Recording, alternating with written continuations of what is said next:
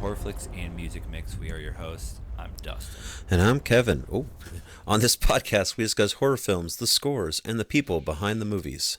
Our goal with this podcast is to fully analyze a variety of horror films as well as give our unfiltered opinions on said films. And is the end of 2025? Man, what a year. What a year for horror. It's crazy to think we have seen so many movies. A lot of them are not worth our time, but this is worth your time. Final Destination Bloodlines, directed by Zach Lipovsky and Adam B. Stein. Yes, now, I've only seen the first two. I've been hooked on the full series, but you have a lot more background with this. Obviously, when did you hear about it? When did you first see it? This was another one that I saw in the theaters. I'm messing with the audio here. I saw this. Was it another May? I think it came out in May again.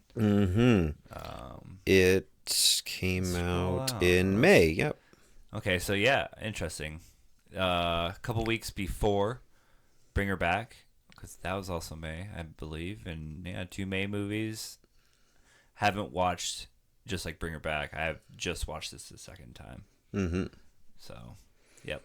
Yeah. No, and it's just one of those that I saw the trailer and I was like, I'd watch this, and I'm glad I did. It was a thrill ride. It was not my favorite movie of the year, but it was really well done. It was really fun, and that opening scene is just to this. I'm like, wow, now that's how you open a movie. I thought the opening for the second one was really good. And I still, when there's trucks with logs on, I still am like, ooh, anytime. Well, they bring that back, too. Yeah. And it's just like, oh, shit. No, they know what they're doing. I like they had some callbacks to the originals, and it felt like it was a movie. It's like, okay, you actually can, they actually were doing character work, and they were actually putting together, more of the mythos behind, even though it's just death trying to get revenge. But there was, I don't know, I just felt like there was a lot. Compared to the first two, it was a lot more, felt like copy and paste. It was still good, but this one, I just it's almost like they're creating a brand new, it's like a requel. They're starting over, but it is moving forward with the franchise. And I would like to see more of these films made like this. Yeah. So. Yeah, the other ones, it was, okay, this happens, these people get saved, then they die. This one is like, no, here's kind of like a new story, but it's not, because it still ties into everything. Mm-hmm. Yeah, I like. It goes through how, how family history can slowly creep up on people, and how it just had a unique spin on the whole thing. And like I said, I haven't seen the third, fourth, fifth. I don't even know how many there are, so I don't know if there's any of that other stuff. But the first two is more of just typical. It was almost like a whodunit, but there's no whodunit. It's death done it. Yeah. But this one, it's like, oh, there's a lot more to it. Why are these dreams coming through? Oh, they're related, but how is this? So I found that unique. But I would say, yeah, the first five, I think it's 5 or 6. They're all it's the same. Yeah. Same thing. Mm-hmm. Well, spoiler-free short summary here. Death always comes back to be paid in full. In this case, a young college student starts having a vivid nightmare of a woman and a whole bunch of people getting slaughtered at a Space Needle-looking attraction/restaurant. To find out what's happening, she decides to start asking her family if there's a connection. Little does she know that she will be the one to upend the cycle, and death is coming. Face out for trigger warnings, fairly brutal kills, fear of heights, and children in danger, for sure. But yeah, what a... Brutal, yeah. Let's get into it. I'm excited. Oh yeah, I didn't even start the movie.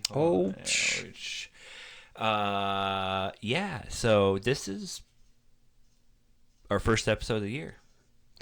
I guess it is 20... Wait. No, it's still the end of 20... No, because we got... We're in the future, but also in the past. Yes. Because the Bring Her Back episode is out, and that's technically the last Friday. Ooh, shit, that was supposed to be today. I gotta do that. Oh. We'll edit that out. No, it's totally fine, because this is way after. Yeah.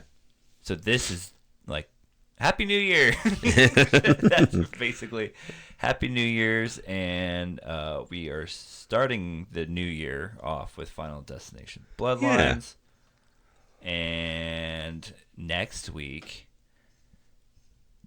probably, or the week after, we're going to have our first Final Edition back. Mm-hmm. So, yep. It Got is this back. started, and we're going to... Oh, see, everything's crazy right now. Well, with that, then we'll have our New Year's. Well, let's before we get into it, what would be your New Year's resolution then, Dustin? It could be movie related or not. I don't know. I don't have one at this moment. Here's mine. Yeah. For our episodes, I'm gonna do better about listening to like the score or soundtrack and have more to say about them. So I always feel that yes, I try to tune myself into the music and I take little notes, but Yeah. I'd like to do like a full on without the film, just like okay, what's going on in the background. That's my New Year's resolution. Okay. Mm-hmm. I guess I could say the same with bringing the vinyl edition. Yeah, back. there you go. More of the music mix More of the with the music horror side. flicks. Yeah, but yeah, And the movie starts. It starts out with Bad Moon Rising. Perfect. Playing on the radio of Yeah. this car. And there's a couple driving around. The lady is blindfolded, and the man is driving, taking her to a surprise, obviously. surprise. Then the radio changes to Ring of Fire. He's bringing her to some place. And yeah, it's a surprise. And I was like, it looks like the Seattle Space Needle. That's what I thought it was, it's but it's a not. restaurant. But it's some... Do they have a restaurant in Space Needle? I don't think so. I think...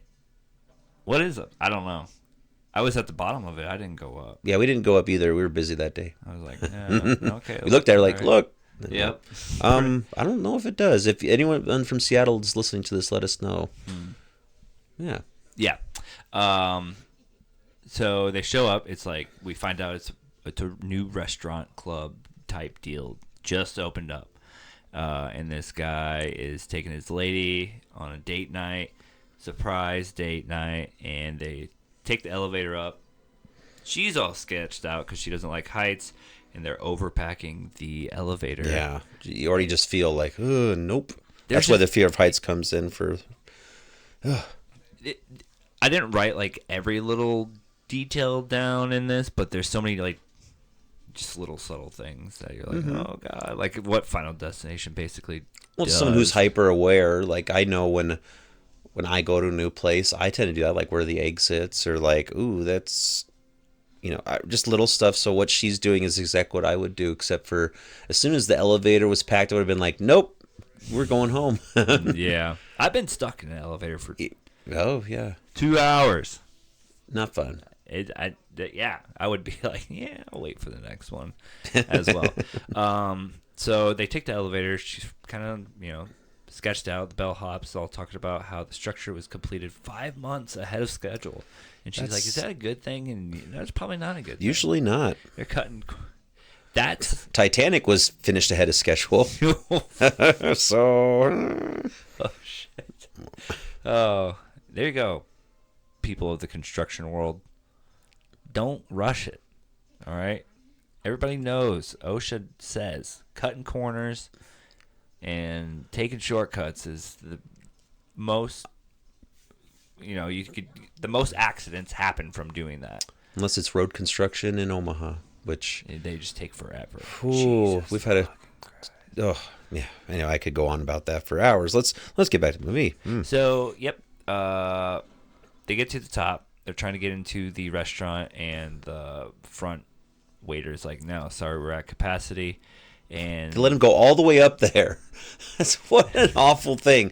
Yeah, so you want to go to this new restaurant, you have to go all the way up this elevator. Then, you can't come in. Okay, well, it's just. I didn't even think of that. Yeah, What? it should be at Who set this capacity shit up? At the bottom.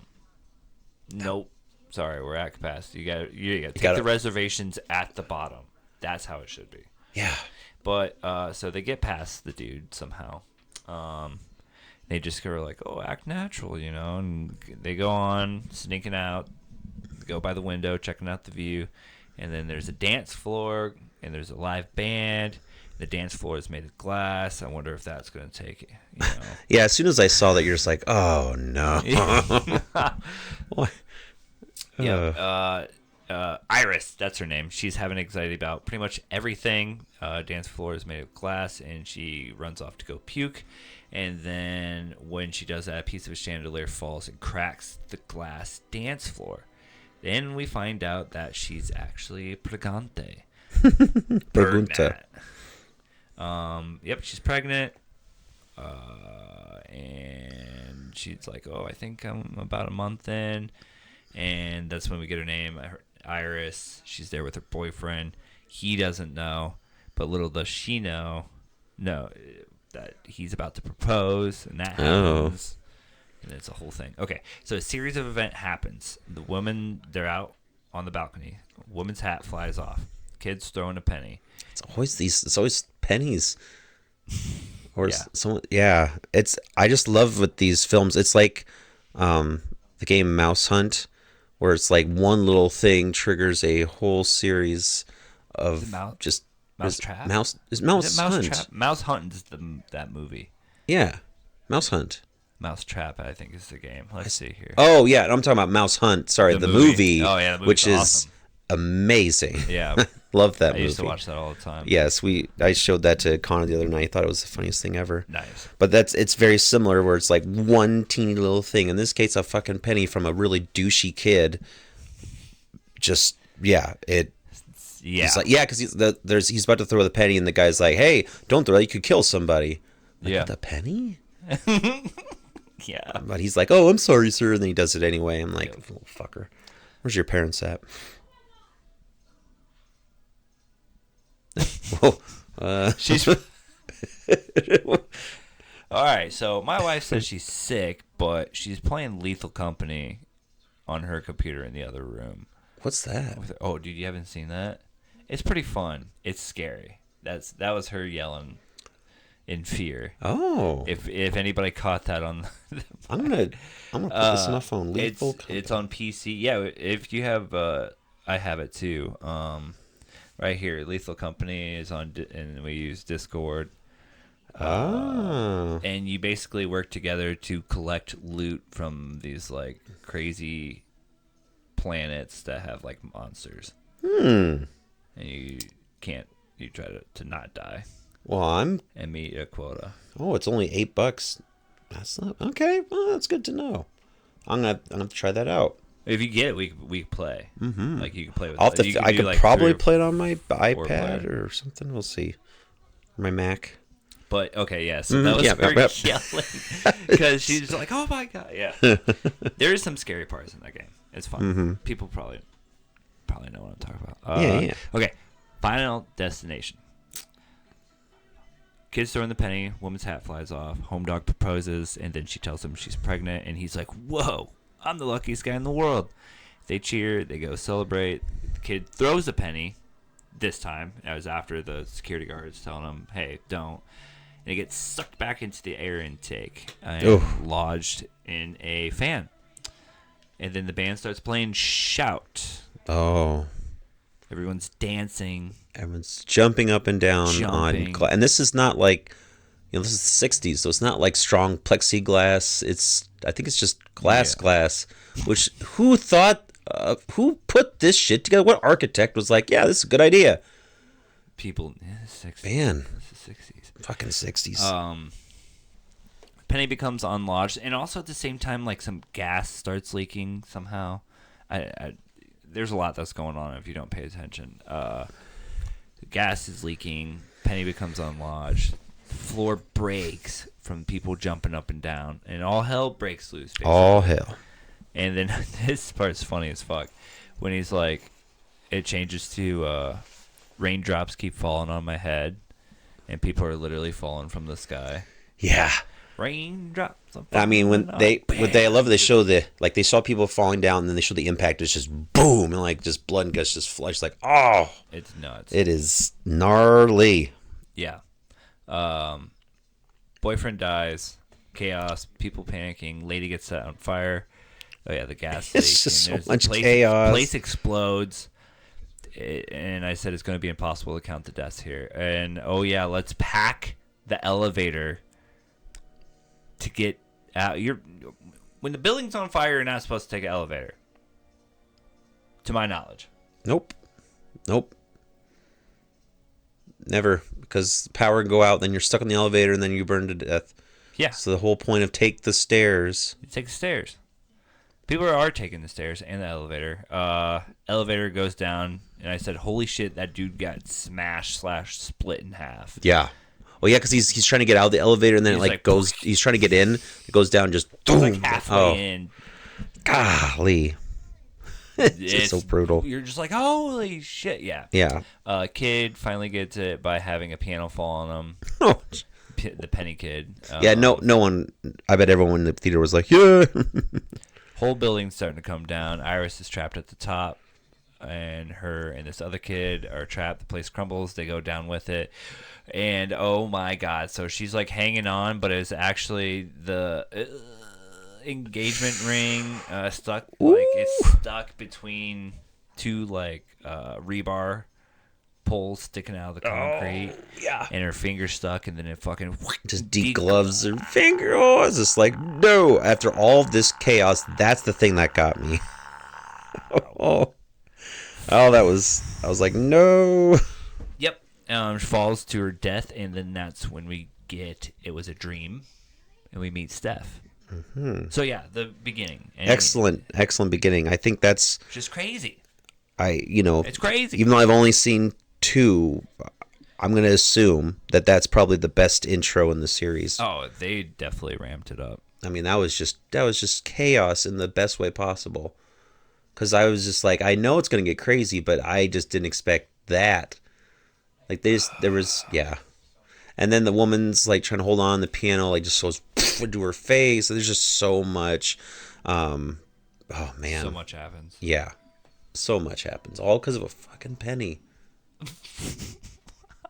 So, yeah, now we meet Stephanie. She's having the dream over and over. She thinks it's about her grandma because her grandma's name's Iris. So she decides to head home from college to investigate.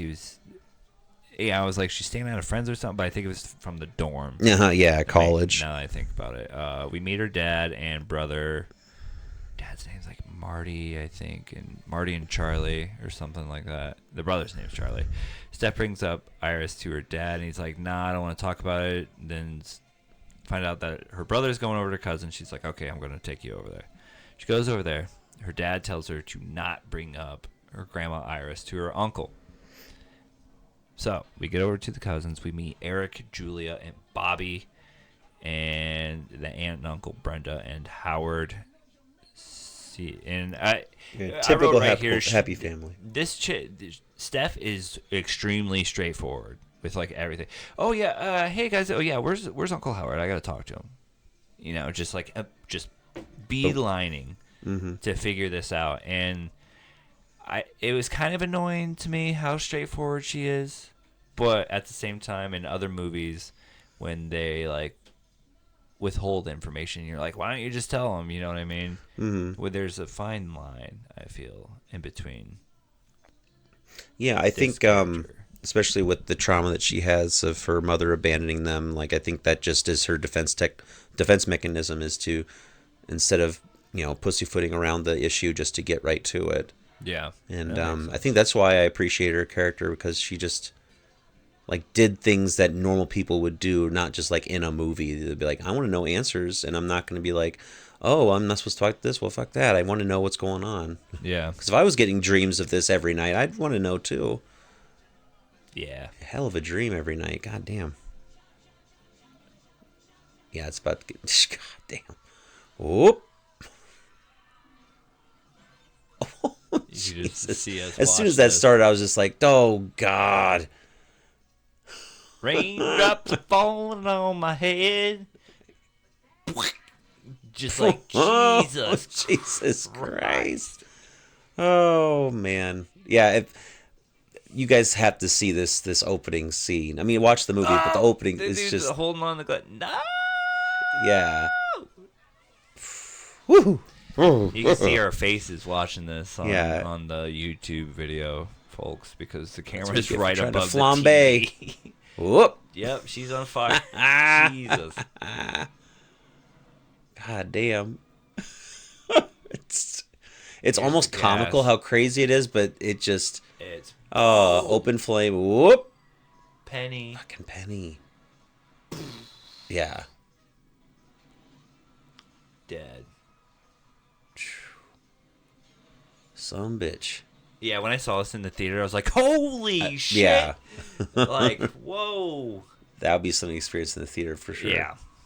Golly. All right.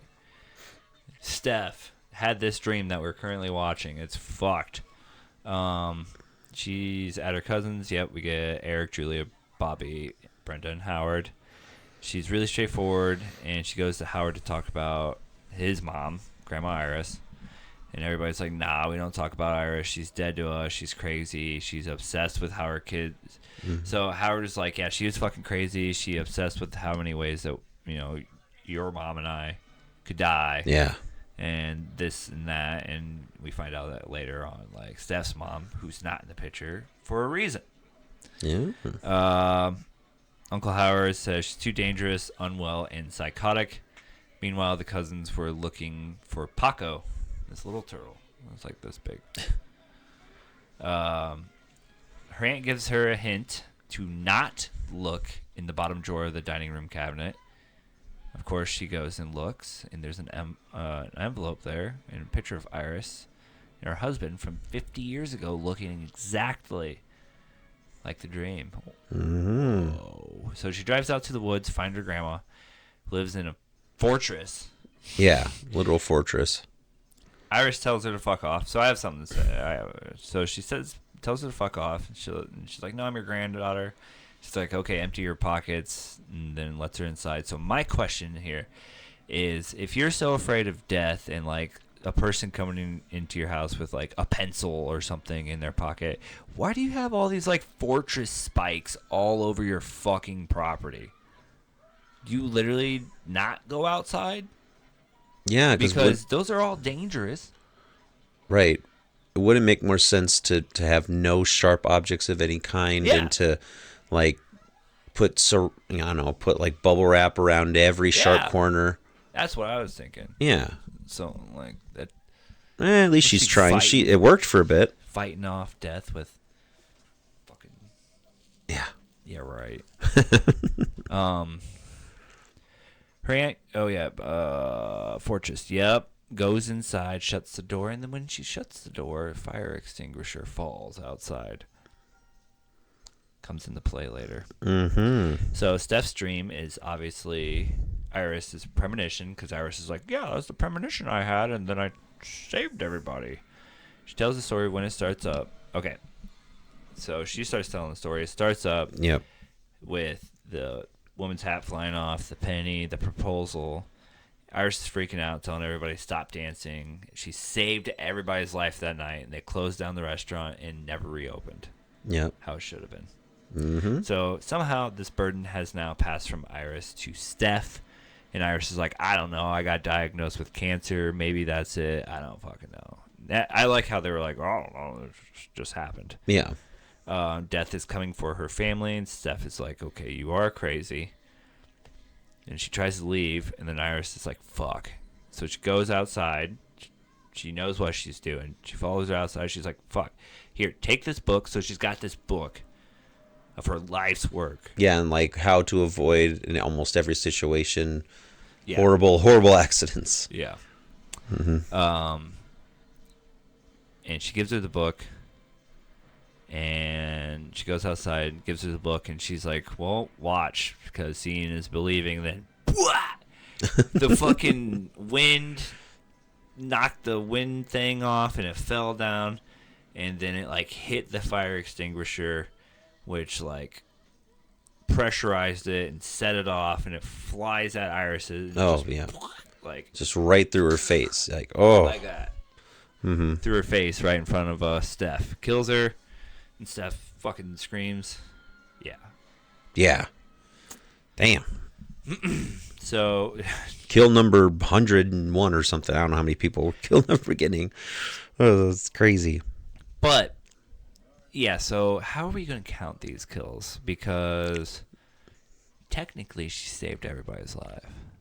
Oh, that's right. So So this is kill number so far only one, one then. technically, Yeah. ish. But then we found, yeah, I don't know. I got different ways Yeah. wrote down. We'll start off with just one. That's one. She's dead, murked. Family's at the funeral, and then the mom, who's been out of the picture, shows up after a long time. Then we get some family drama between her and her brother. Steph and her brother calling her out for not being there as well, like her mother. And I was like, oh, shit. Then we have a family barbecue. And do you like pina coladas? Because, of course, Yeah. every time I think of, like, what do old white dudes in Hawaiian shirts listen to? Jimmy Buffett. Yeah. Every time. And there's a grill out back, and they wearing open toe sandals. Like, boom, there's better be some Jimmy Buffett, and boom, there it is. Or Neil Diamond.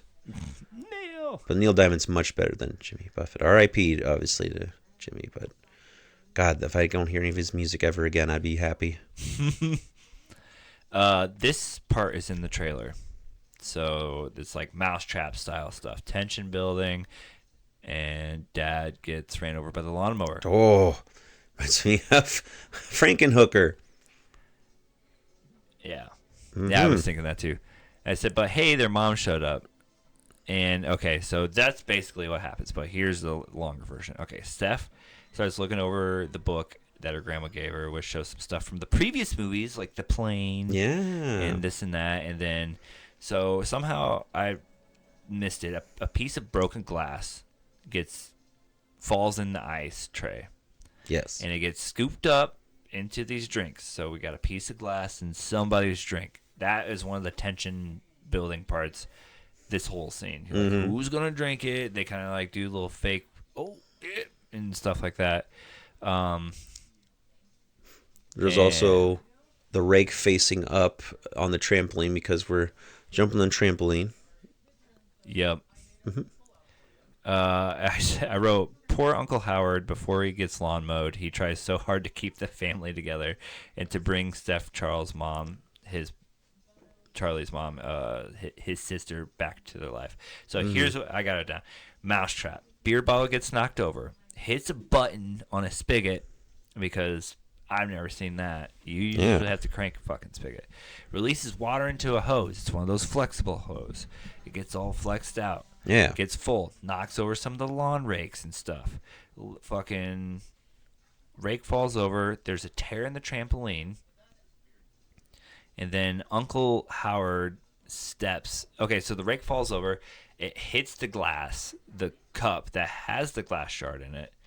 Knocks it all over the yard. Uncle Howard steps on the glass. Then he falls down. Meanwhile, the rake hits a lawnmower. Okay, that also turns on by a button, and just automatically goes and runs over Uncle Howard. And then I wrote, this is why I don't have battery operated tools. Yeah. There you go. Because you have to crank it, but then the Death would probably find some way to have it be cranked. Dang. Yeah. Yeah, that one was like, oh, just trying to keep his... It's just ridiculous. Yeah, as it should be. Like Frankenhooker. Button operated. Yep. Stuff. Come on. Kill number 2. Poor Uncle Howard. He was just trying to keep the family together. This is when Stephanie is like, yo, nobody's safe that is a part of Iris's bloodline. And nobody's buying it, of course, and wants to believe it. But she's like, no, Eric is next. And, of course, he works at a tattoo shop. After all that, they're all like, yeah, no, fuck off. We're done with this. You're trying to make our Uncle Howard's death into something. Yeah. And so they all blow her off. Then she's like, Eric's next. And, of course, it shows him at the tattoo shop later that night. He's working. It's piercing somebody's tongue. And this part is also in the trailer. Yes, so he's done. The owner tells him to lock up. And, of course, death is after him. He's using the cleaning solution that's flammable. There's a ceiling fan hitting chains. He's got death metal playing, but then when he's Yeah, he starts giving himself a tattoo of his dad's name, Uncle Eric. oh yeah, Uncle Howard, On yeah. Howard. And then when he's closing up shop, he turns into Eric's Sad Mix. And so while this is happening, the speakers are bobbling this bobblehead that eventually falls off, and then knocks some shit over. And then the chain. Oh, There's just random chains hanging on the ceiling. Comes loose, hooks on to his nose piercing, and then gets wrapped in the fan. yeah. So he's trying to get this chain unhooked from his nose piercing. It's getting wrapped around the fan, getting tighter and tighter. So he's got to like stand on like a rolling chair and this and that. Yeah. Meanwhile, the bobblehead knocked over the cleaning solution, and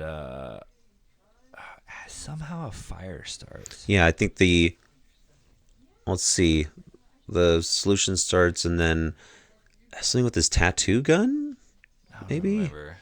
or just some kind of spark, like an Something's- electrical spark. Yeah. And then Something that's happens. yeah. And then a fire starts. He's still trying to get unhooked, and then it makes it look like he gets burnt up and killed. Yeah, I mean, who wouldn't assume that after that? It's like, dang. So the next morning, Steph is freaking out. She goes to get Charlie. She's like, we got to check on Eric. Charlie gets a message about the tattoo parlor burning up, and then they find out Eric is actually alive. And this is when he also almost gets ran over by a truck. And this next part is funny. So Steph's following him, and she's like, look out for this, look out for that, and tells him to be careful over this and that. Yeah, and she's then, like, that tree and that kid on the lawnmower, you never know. That could happen there and then there and then there. Yeah. And then he's just like making fun of her. He's like, no, it's fucking not. And then here comes Julia, his sister, come running by. And the exact same thing that she calls out happens, but to Julia. So it is a tree trimmer falls over, knocks over a dude who's blowing leaves, and blows the leaves and dust and stuff into these kids' eyes who are playing soccer. The ball gets kicked. It hits Julia, knocks her into a trash can. Meanwhile, Must have been a hell of a kick. the fucking I know, she's like fucking Yeah. Meanwhile, the garbage is getting picked up. So right at that almost same moment, garbage truck's right there. Garbage day. Garbage day. And fucking has the arm and picks it up and throws her into the back of the garbage truck. Yeah. They start chasing the truck, but they don't. And they're like, hey, stop. And he's listening to Taylor Swift. I don't know what he's listening to. He was like jamming something. Oh, what was the song? I forgot. It's just kind of another joke. Uh-huh. Julia gets crushed in the back of this dump truck. Yep. Kill number 3. Ooh. And then this is when we find out that Eric is actually not. It's Howard's. It's not his biological son, so that's why Julia gets killed. And this is how Eric finds out that Howard wasn't his dad. And it's just like, oh shit. Yeah, because they It's the whole assumed thing. it would be Eric since he was the oldest. Yep. But lo and behold, he's not actually his son. It was of a illicit affair or something prior to. So yeah, he's not part of it. And it's like, oh, family drama. Yep. So we get Marty, Steph's dad. He's not having it because her mom believes. So the mom starts believing in Steph, and he's just like, oh, fuck, I'm not doing this now. He's not having it. He leaves. Steph is saying that Bobby is next, and then I like Bobby because he's like, oh, fuck, you got to help me. Yeah. And so they're like, oh, they found out Iris had a friend. Was it JB? Yeah, JB. And they're like, oh, he's at some hospital. And he's like, something river, this river. Then they say Clear River, and that's Ali Larder's character from Final Destination 1 and 2. Mm-hmm. But it's Hope River Hospital. Ah. And they're like, okay, let's go see Iris's friend JB to see what he has to say. And Eric decides to join them. And then we get some Spirit in the Sky while they're driving the mom's RV. Yeah, great soundtrack. Some really good tunes. Yeah. Mm-hmm. Mother and daughter is having some trauma talk, and then they arrive at the hospital. And they're all taking it really slow because Bobby's like, oh, fuck. Because he's legit afraid about a revolving door. But, like, hey, you know, you could. He said, Yeah. there's one part. He's like, they told him to stay home. That was weird. What? I just fell down. Jesus, death is coming for us. Oh no! Because that would have triggered that lamp to pull over. The camera would have slid over here. The chair would have slid into the. No, I don't know. Knocking off blue velvet, hitting you in the head. Oh, yeah, that'd probably get me. So before they go, they tell Bobby to stay home, and Bobby's like, "Fuck that! Have you seen Grandma's book? There's so many ways you could die in your own house. He's like, you could fall in the toilet." Yeah, it's just so funny. So that's why Bobby's with him. Yeah, but they're taking it real slow. They should, and they walk in on an autopsy and are like, "Hey, we're here to meet JB," and then out comes Tony motherfucking Todd, William John Bloodworth, aka JB. R.I.P. R.I.P. Tony Todd. This was his last role. Yep. And damn.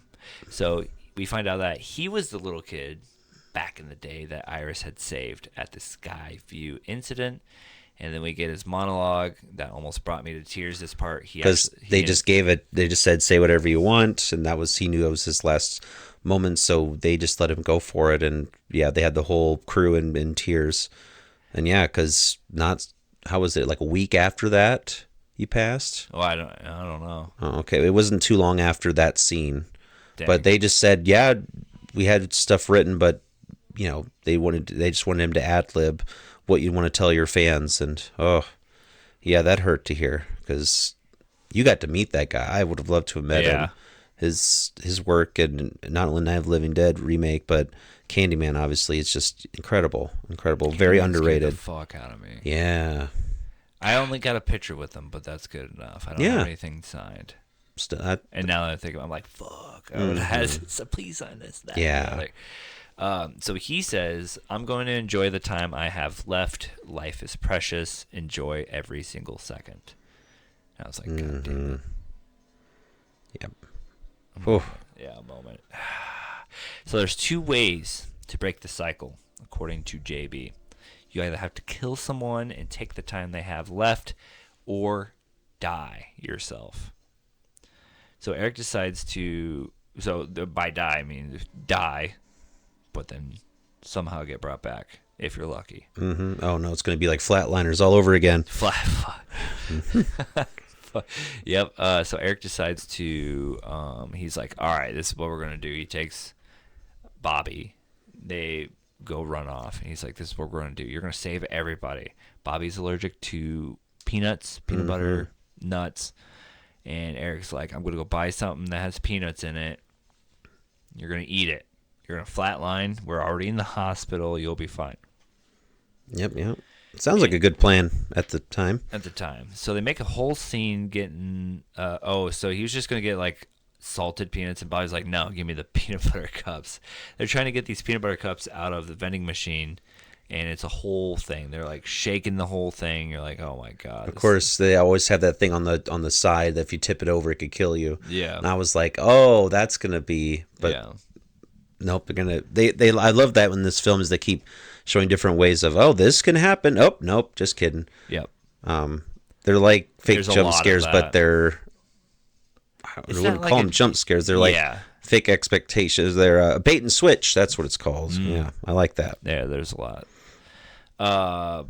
Yep, they get the peanut butter cup out. They go into this room, and when they go in this room, this machine turns on. The MRI machine, and MRI machines have extreme magnetic force. Mm-hmm. So this thing's powering up.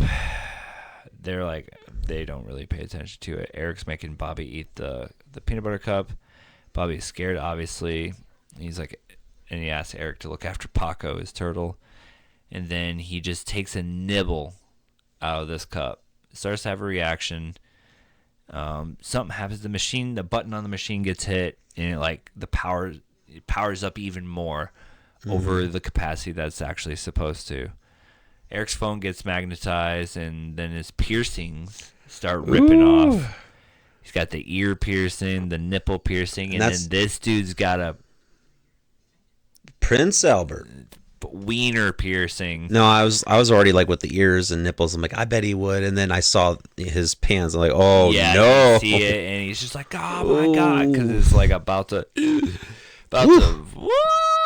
and then so, and that's happening, getting torn out, and meanwhile, there's a wheelchair behind him, and then that gets sucked up, and it like hits him, and he gets fucking sucked into the machine, all like broken and like his legs are facing one way, and his it's like getting folded up like an accordion in the machine, just like whoa, and it's just like holy shit. Yeah.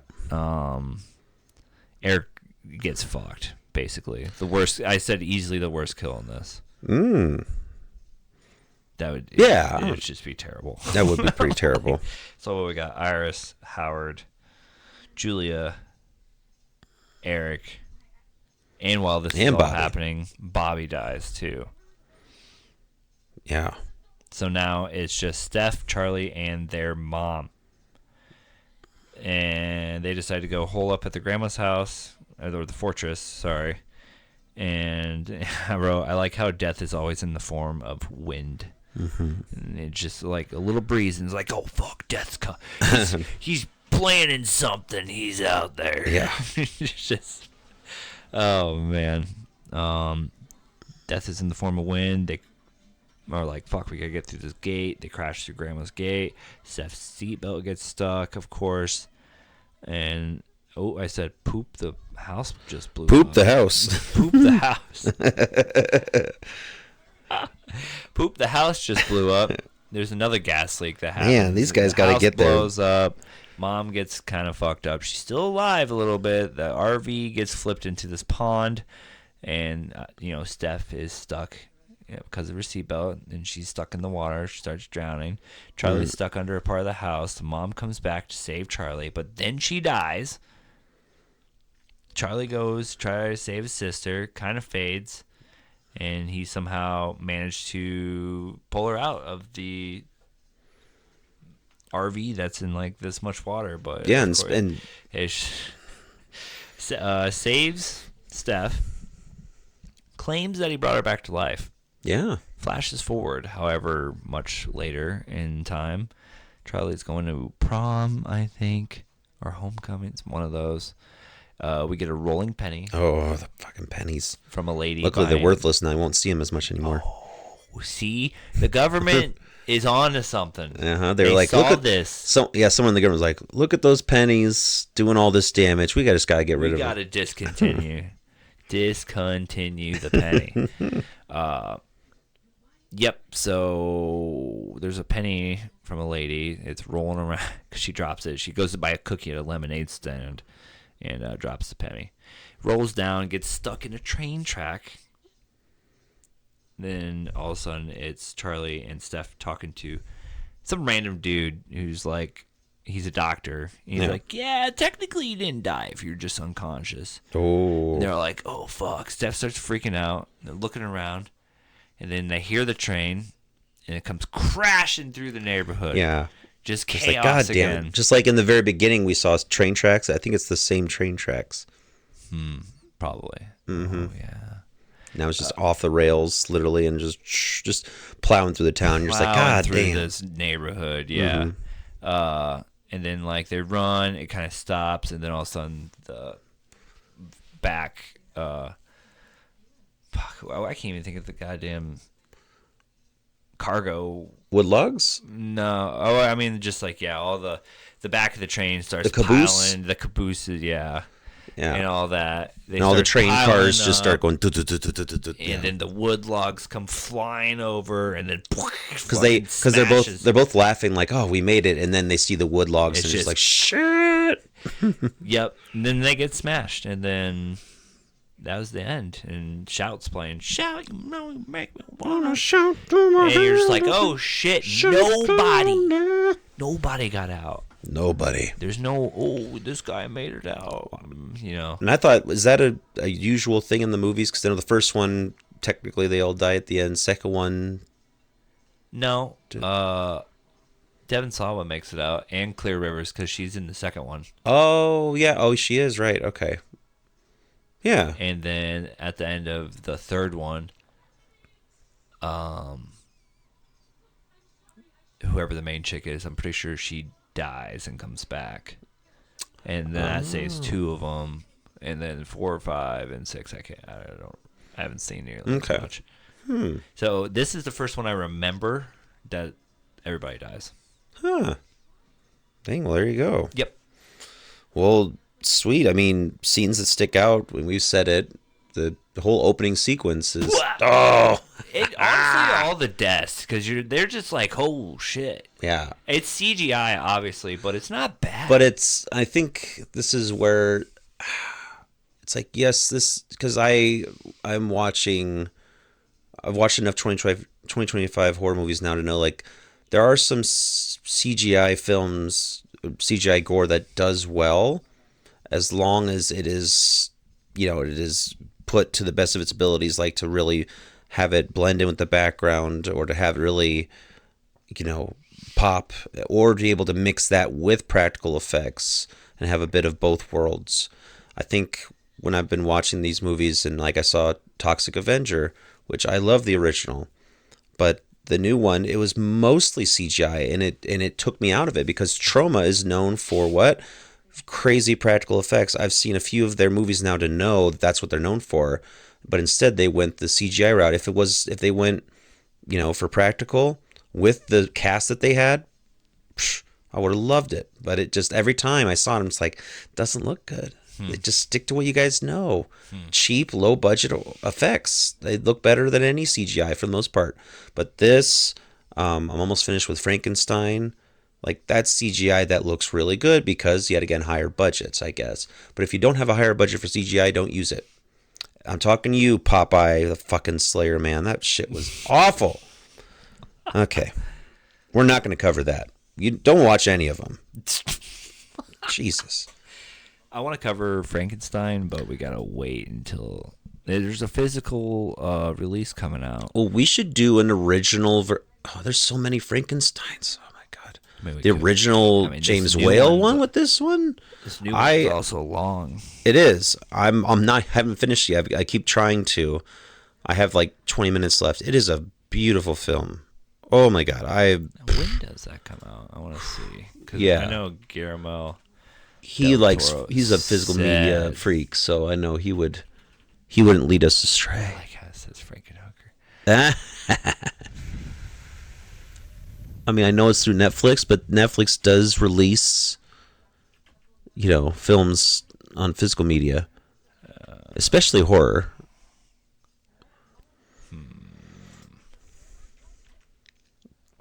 Not ranking Frankenstein 25. Why? Begonia's already out. Yeah, I saw that. I just ordered it. Oh, good. Yeah. Yeah. They don't have a Frankenstein. What the fuck? I wonder if it's because of this Netflix thing. Oh. Releases. No release. Why? I wonder how many times. Yeah, I don't know about that one. That's one I would like to own, though. Yeah, they said they were gonna do it. That's dumb. I feel like Guillermo del Toro would do that. He has released all of his films on physical. It might be a little bit. I know with Netflix it's a bit weirder because, well... Yeah, they probably have a freaking...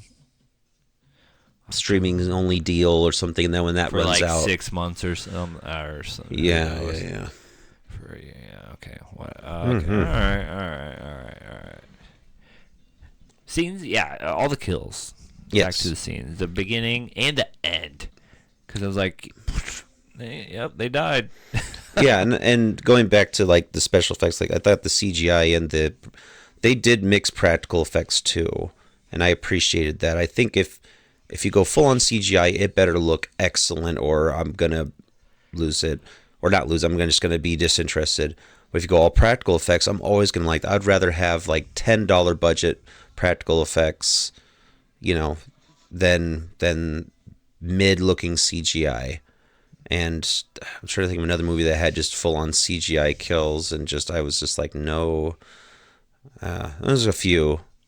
Basically, any of the like mid 2000s horror movies where, like the My Bloody Valentine 3D, almost all of that was CGI, and that, not only is that an awful movie anyway, but that just made it worse. Yeah, it looks great though, and these kills are. Oh God, I when I wear this ring on my finger, if I I know I'm just like. Yeah. Overall feeling about the movie then. We both pretty. Yeah, I just said agreed. No, I basically said very fun movie. I had a lot of fun.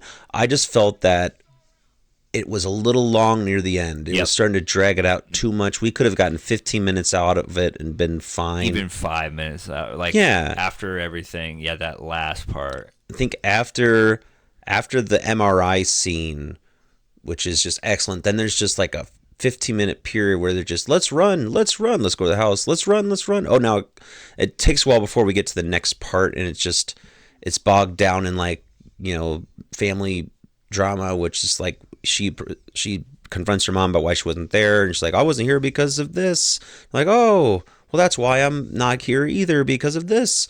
Oh, let's get along. And then back to just a chunk that just wasn't needed to be there. But still, if you've never seen a Final Destination movie, you should watch this. And if you have, still watch it anyway. It's great. And you don't need to watch the first 5 or 6 to watch this at all. Nope. You can watch 1 or 2, but at least watch 2, because I think 2 is great. Spoiled, but bringing back the logs. Whew. They knew what they were doing. Logs. Mm-hmm. Total kills. Normally, 8. If we want to include the beginning, because somebody else is crazy enough and counted every single person. I did not. It would be 146. There was 138. Oh, I think that she says that though. I bet she does. Because okay, I didn't put that part in. There's a part where Steph, in Iris's book, she has everybody else. That's how they find JB, I think. Mm-hmm. Everybody else who is at the Skyview, and she's like, 138 other people died, plus their families. Yeah. So, I think it's just counting the 138 because at the beginning, I don't know. Mm-hmm. Yeah. Long story short. I think that makes sense. Iris Campbell, Howard Campbell, the Campbells, and the Rays, they all fucking died. Yep. The whole family just, even though one of them was a bastard child. Right? Yeah. But it's because he was getting in the way of death, and I think that's probably when death is just like, no, because that's what Tony Todd was saying. He said that in the beginning, in the very first one too. So if you're trying to fuck with that Mac Daddy. Nope. Oh, yes. What we got for sound here? Tim Wynn. I think a majority of this film, other than just the occasional, other than the occasional typical like thriller music where it ramps up during scenes, majority of the music is soundtrack music, and that was cool, especially ones that you recognize, and some really big ones too. And shit, we even had some thrash metal in there too. That's not Jimmy Buffett. Oh, I just assume because all the songs. What? Maybe he did like a cover? I don't know. I know he does that cheeseburger song in Paradise. Rupert, what did I say? Holmes? Rupert Holmes. I swore it was always Jimmy Buffett. I think I'm not well versed in the. Yeah, no, Rupert. Huh. Yeah, so We have Shout by the Isley Brothers, Bad Moon Rising, CCR, Ring of Fire, Raindrops Keep Falling on My Head by Bobby Gentry. Oh, that's funny. The Mortal Kombat. Yeah, there's a part there. Yeah, because they're playing it. One of them's playing the new one. Something's Got a Hold of Me by Etta James. Don't forget Enter the Grave by Evil. Great British thrash metal band. Oh, okay. Yeah, the Pina Colada song. You heard it here, folks. It's not Jimmy Buffett. It is Rupert Holmes. Huh. The Sad Playlist song, Without You by Air Supply. And we got Spirit in the Sky by Norman Greenbaum. And Shout, yeah. Get Kelly Clarkson. Oh, that's the song. That's the song that the dump truck driver is listening to. Yeah. What doesn't kill you makes you stronger. Oh, that's. Send a little dollar. Yep. Yeah. They're sure to burn. Yeah, yep. There you go.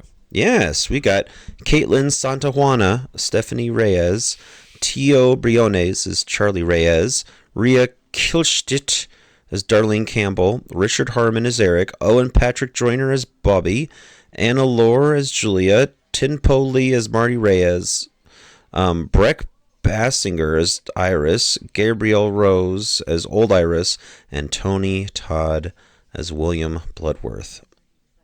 John Bloodworth, sorry. Now, for the crew, we've got Guy Busick, Laurie Evans Taylor, and John Watts did the screenplay and story. Peter Chiappetta and Andrew Larry were the executive producers. Christian Sebolt was the cinematographer. Sabrina Petrie or Petre or whatever is the editor. Rachel O'Toole is the production designer. I always, when it comes to some of these names, I just go through like 3 different enunciations, and then pronunciations. One of them must be right. So, yeah. I'm terrible with Maddie Bissett or Bisset, Ashley Forsaw, Mike Fields. They're the makeup effects artists. We had 25 special effect technicians, but the 2 executives for the whole thing, the coordinators went out were Tom Blacklock and Tom Blacklock Jr. Huh. Yeah. And then Vanessa Garcia Acosta, Rosalind Aronowitz, Melissa Bazunik were the visual effects managers, and they were the coordinators for a group called Pixomondo, which had 60 plus artists working on this film, which makes sense why the CGI looks so good, because they had 60 people working on it. Whew. Well, the directors, we've got Zach Lipovsky and Adam Stein. They seem to work together a lot because I noticed their bios were almost the same. Huh. With Zach, he's done a ton of made-for-TV films. For example, he did the live-action Kim Possible series. There's a live. Yeah, There's a I've live action. never seen it. No, I don't want to. I'm good with the original. Yeah. His first film, though, was Leprechaun Origins. Oh, Jesus. Stay away from it. It's in that pack that I got. Oh boy, How far did you go into Leprechaun? I went up to Back to the Hood, and that's where you just stop there. When it's you don't need to go any further. When Warwick Davis is not part of Leprechaun anymore, you're like, don't watch it. Like Origins, that's the whole point. No, the guy who plays in Origins is a wrestler, and it's from the WWE film universe, which most of their films are pretty damn awful. So, and this one is awful. So don't do it. He also directed 2 Fraggle Rock episodes. Like, I just all of a sudden was like 5 years old again. Yeah, you know Fraggle Rock. The little Muppet guys in the caves and always singing and dancing. Oh, you'll know. I think you know Fraggle. Yeah. Okay. So he did a lot of weird Disney stuff, and then all of a sudden, boom. He directed this movie called Freaks in 2018 with Adam Stein, and then Final Destination Bloodlines with Adam Stein. And Adam Stein was also working in TV, but he was a writer and a segment director with Jimmy Kimmel Live for 3 seasons, 2010 and 2013. And so everything that he did after Jimmy Kimmel, he did with Zach Lipovsky. So they worked together in tandem. Huh. Yeah, just some interesting, we went from Fraggle Rock to this. That's crazy. Pretty brutal. When was it released here? What do we got? We have, May 16th, 2025, in the USA, Canada area. Budget, $50 million budget and grossed $315.8 million worldwide. That's a good, yeah. This Rotten Tomatoes score, 92% from the audience, or no, critics, and 86 from the audience. It's the highest rated Final Destination. That's crazy. You can watch this on HBO Max or pick up the physical copy at... Did I say it earlier? I was at Walmart earlier. They've switched stuff out already, but I bet Walmart has it. I picked it up from Walmart earlier. Like, we were supposed to watch one of our next movies 28 years later. When it first came out, it was at Walmart. I went to Walmart today. They didn't have it. A lot of people probably bought it. A lot of newer movies are out that came out since then. But I picked it up off of Amazon. Yeah, buy the physical copy. I mean, I have all the Final Destinations, so I was like, I got to get this. Yeah, to have a full box set would be cool for this. It's one of those franchises I think warrants it. I know there's only one film that you're supposed to skip, but I don't know. I'd watch them all. But yeah, speaking of watching them, are we going to kill this, watch it, or buy it? I mean, I bought it because I already had the rest of them, but definitely watch it. Definitely watch it. And I think it's one of those that... Now, that's when you get into, like, our Final Destination films, horror films. Some people argue that they're more thriller because it's nothing scary. It's just, like, just over-the-top accidents gone wrong. But I find it scary in the sense, like, to this day, I still cannot drive near big trucks because of that one scene. Because I always think, what happens if those giant rebar poles fly through or something?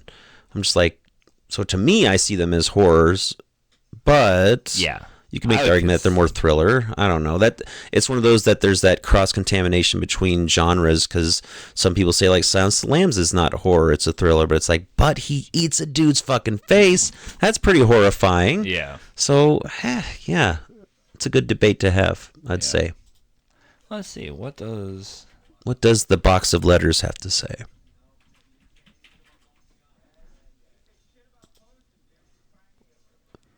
Genres. Mystery horror. Mystery horror. I can see. Yeah. Interesting. Yeah, that's always a debate because I've seen countless times people argue like thrillers and horrors. Where's the line? Or suspense thrillers, or I just feel like that you can just combine them all together. And if it makes you, if it's going into territory where it's dealing with death, or if it's dealing with very improbable circumstances, that's where we like to get the horror element. Then it's like, oh, we could say that for fantasy, so then just start over again. Yeah. Yeah. But either way, watch this for sure, and you'll have a fun time. Watch it with friends too. I bet it'd be even more fun to watch with friends. Yes. Especially if they haven't seen movies. If they haven't seen this, or haven't even seen any Final Destinations, this would be one to show them. Yeah. I would agree. So, yeah, okay. I just checked out the count. This thing's lining up. But goody. That's going to be it for this week. And thank you so much for joining us. And if you enjoyed this episode, please give us a 5-star review wherever you listen to your podcast. Give us a like on Facebook. Follow us on Instagram, on TikTok, and obviously any of your... whatever your social media choice is. You can follow us on Letterboxd as well. We're on there a lot, so you can always see the movies we watch and kind of have a discussion with that. We have lists of movies we watched. I know. Did you make a list of all the films you saw this year? Now, that would be an undertaking, but you could follow Dustin's journey. I have a list of the movies I've seen in theaters. Oh yeah, that's what I meant. Yeah. Yep. Yeah. No, I do. It is theater screenings 2025. Yeah. And I saw one movie twice, and so 108 visits to the movie theater. You can get a few more in before, because like the final Friday the 13th marathon. So not visits, but that's 108 movies watched in the theater. Yes. Yes. Big one right here. Last one was Eyes Wide Shut. And the one before that, Merry The Christmas Shining. on that one. And then The Room. I feel like there's no way. Wow. There's something missing there. The Room. Didn't we see some? What? Oh, Silent Night, Deadly Night remake. And Begonia. Oh, you didn't put those in. Oh, Wait a minute. Yeah, I don't see Silent Deadly Night on there. Wait a minute. Oh shit. Oh. Area 55. Oh, remove filters. Remove filters. Oh, there's filters. Why do I have? Oh, okay. Yeah, this makes this makes way more sense. Huh. Okay, I was like, "There's no way." Yeah, Keeper. Yeah, The Room, Keeper, Running Man, Kill Bill. Yeah, 1 and that's 2, Silent Night, Deadly Night, The Shining, Eyes Wide Shut. I might go see Anaconda.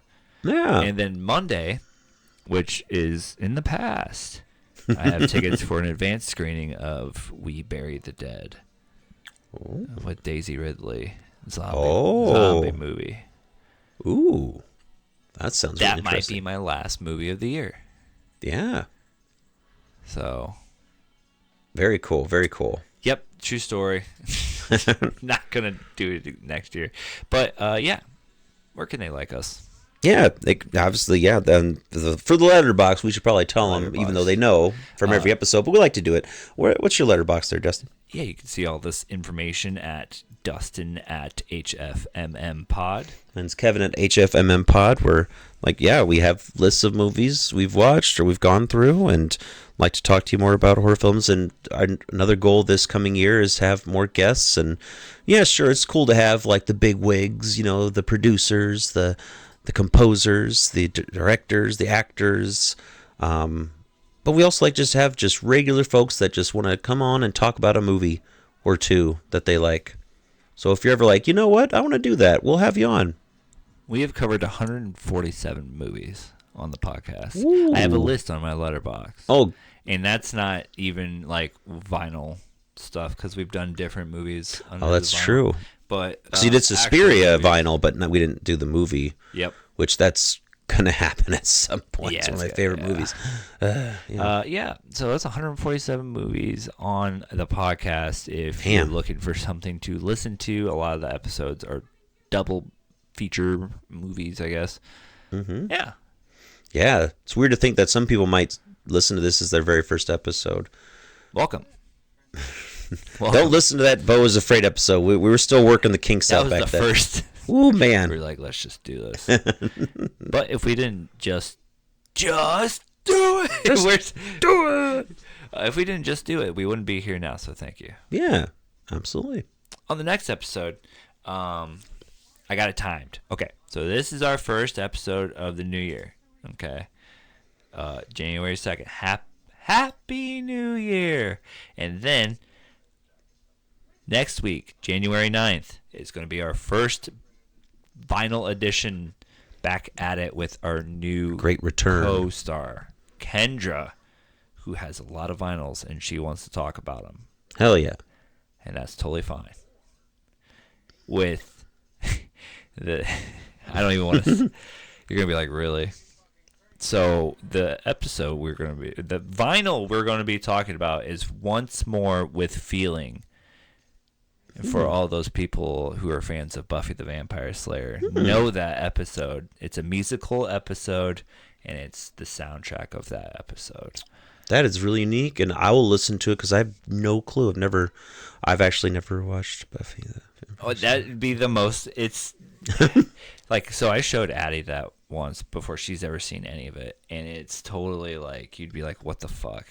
And Because it's way out there. Huh. It's not like the other episodes. Interesting. And then after that, the same weekend, that 28 years later, the Bone Temple comes out, January 16th. We are going to be covering the 28 years later, the first part. So, And I'll go see it with you. Yeah. I have feelings. Eric and I plan on going. Oh, good. Yeah. Okay. Yeah. But so that's our next couple episodes of Vinyl Edition of Buffy the Vampire Slayer once more with feeling, and then 28 years later, so you could listen to the episode and go check out the sequel to that. Yeah. That'll be cool as hell. Well, I hope you all had a great year. And 2026, I mean, at the end of this year, we'll make sure to cover some more of films from said year, but we've got to move on to 2010 soon.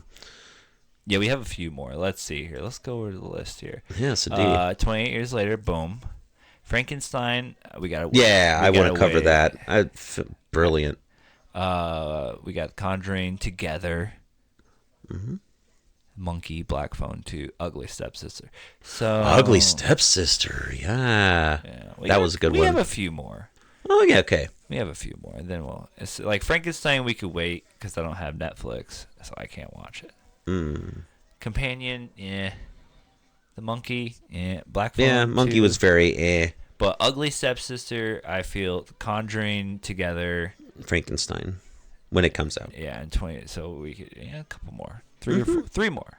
And yeah, that's fine. And then 2010, we gotta look at that list. I wonder what's on those.